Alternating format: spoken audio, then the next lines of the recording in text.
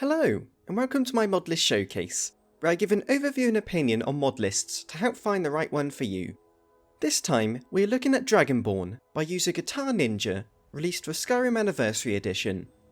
The version I've been playing on is version 1.0.23, released on the 7th of January 2023, and you can check on the list Discord linked below for any changes and updates. Firstly, what is Dragonborn? The description reads, Dragonborn is a lightweight and streamlined mod list, with the very best modded content, creation club and survival support, as well as excellent performance. It's designed to take up as little hard drive space as possible, while still providing friendly performance and beautiful graphics, and enough content to discover for existing and new players.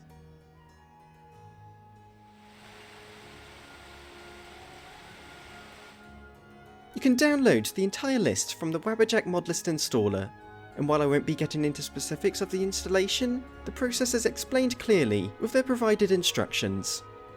Also, for further help with the download, and a general explanation of what Wabberjack is, you can watch my guide video on my channel and linked below. So with over 500 mods, you'll need around 45GB of storage to download, which is pleasantly low compared to a lot of lists out there. And once installed, everything is already configured, so you can just boot it up and get playing immediately. Now for what the mod list adds. For this showcase, I'll be showing clips taken throughout my current playthrough. I've spent plenty of time with this list, and so I have a good grasp on what it's like to play.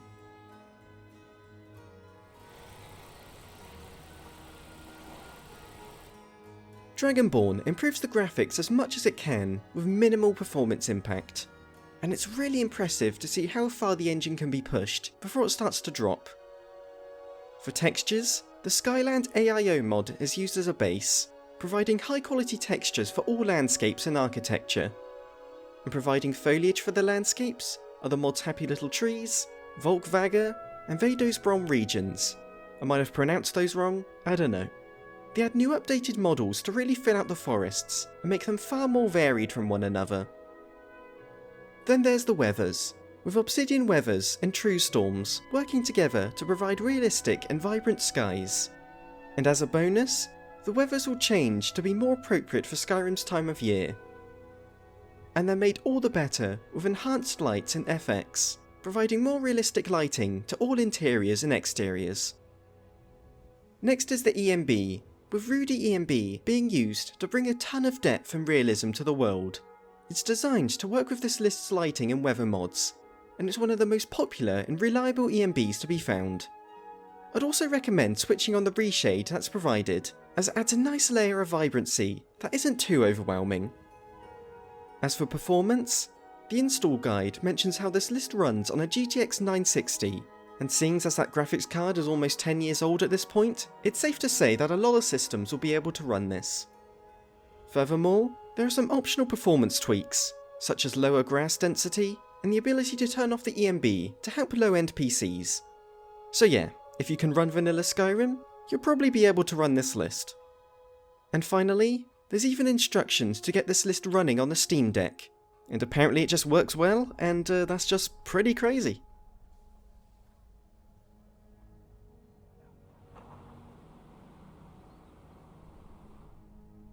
Dragonborn updates the gameplay to keep things fresh for returning players, but it's also not a complete overhaul like some other lists.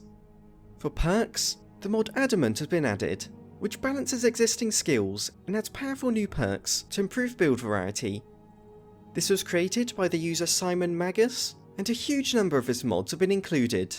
For example, Mundus overhauls standing stones to have more interesting variety.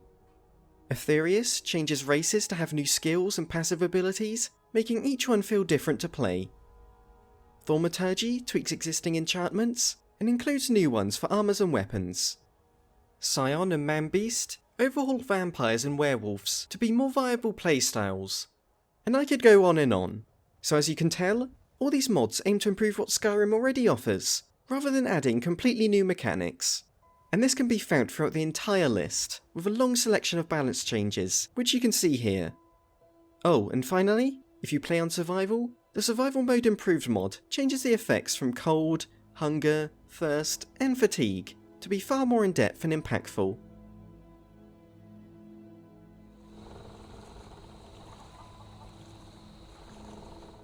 The combat follows the same goals as the gameplay, where it's noticeably improved, but doesn't play like an entirely new game.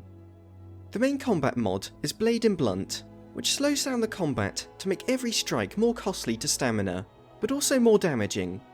The mod comes with a ton of new features, but just to list off some of the most important, you'll no longer regenerate stamina while attacking, and drawing a bow will also slowly drain it. And when you fall below 0 stamina, your character will experience a series of debuffs. However, to counter this, magicka and stamina both regenerate a little faster. With your weapons drawn and when attacking, you'll now move considerably slower. Large creatures like giants are tougher to take down, enemy AI is more intelligent and aggressive, attacking when the enemy is vulnerable will deal 50% more damage. And overall, damage values have been balanced depending on what difficulty you're playing on. While I've listed a good amount of changes, it's worth checking out the Blade and Blunt Nexus page for all the details. For some other notable mods, Arena changes up the encounters in dungeons, and without getting into the specifics of how enemy levels are calculated, they're less likely to be a lower level than you, and you'll frequently have to gauge whether you're appropriately geared for a dungeon.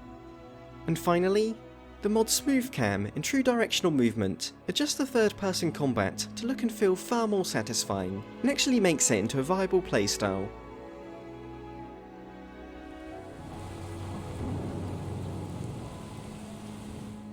While this list focuses on being lightweight, it still contains many of the most highly rated quest mods to date.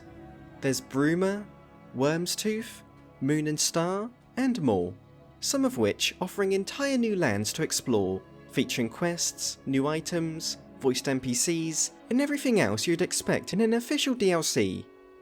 However, what impressed me the most are all the improvements made to vanilla quests.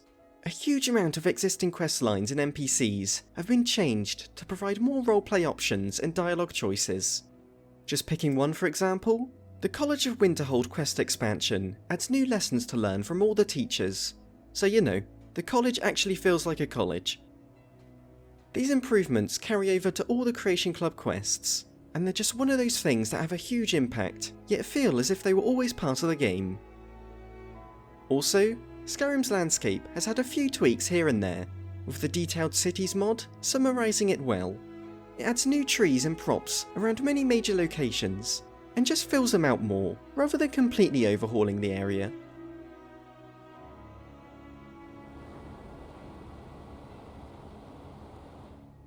The mod Chapter 2 includes new ambient tracks inspired by the original composer, and Oblivion Symphonic Variations adds remastered Oblivion music into the Bruma Quest mod.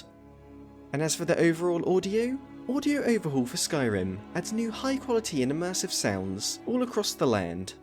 Have a listen for yourself.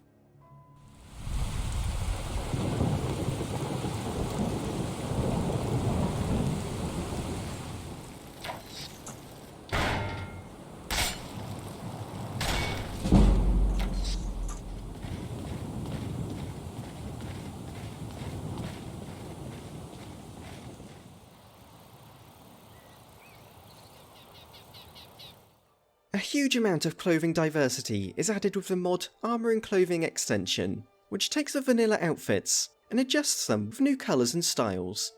And there's also a few unique armour mods to discover, on top of all the ones added by Creation Club.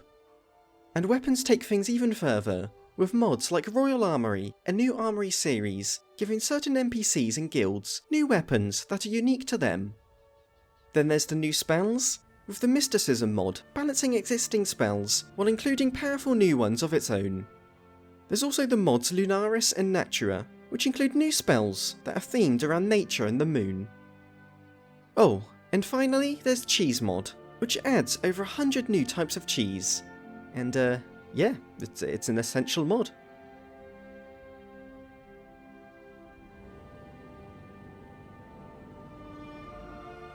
For some extra mods to talk about, Optional Quick Start gives the choice to skip the vanilla opening. Instincts adds the ability to tame wild animals and turn them into your companions. Quick Loot adds the looting system from Fallout 4. And finally, there's some optional mods you can enable, such as combat difficulty modifiers, reduced sun damage for vampires, and Among Us main menu replacer, if that's what you want.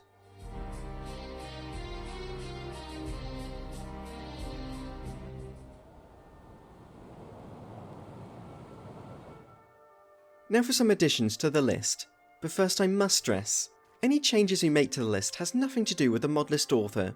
You should only do so if you have an understanding of modding, and accept that any consequences are yours to deal with. So of the light weightiness of this list, there's a ton of directions you could take with new mods, but just remember if you add anything, it's required to work with the Anniversary Edition and all its added content. Also, you can swap out the EMB if you wish, and alt-droid patches are all added from the get-go. With any large mods you want to add, the list Discord has a channel dedicated to modifications, so I'd recommend taking a look on there to see what other people have gotten to work. It's also worth remembering that this author made a list called Septimus, which does kind of feel like this one, but with a lot more added content and visuals, if that's what you're looking for.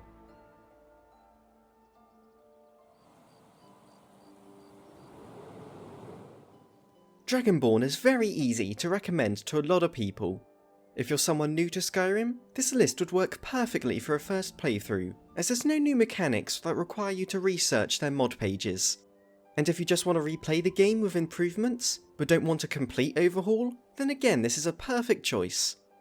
Also, I can't ignore the performance, which will be a huge plus for a lot of people.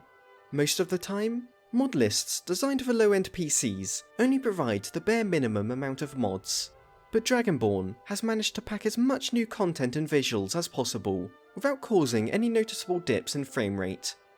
So yeah, if you want to play a mod list that offers an improved and balanced version of vanilla, packed with the best quest mods and Creation Club content, then Dragonborn is the list for you. Thank you for watching. If you enjoyed the video, I'd really appreciate it if you gave it a like as it helps the channel grow. I also have a Discord where we just talk about mod stuff or anything else, and a Twitch that I'm gonna stream on one day. Other than that, thank you to my Patreon supporters, Dweezil P Pants, nice name, Rook, Alec Bentley, Emperador Wolf, Jack Ma, and Christian Howell. I can't stress how helpful all your contributions are, and I never take it for granted. So thank you so much. And I also have a Ko-fi account if you want to give a little one-time donation. And thank you everyone, and farewell.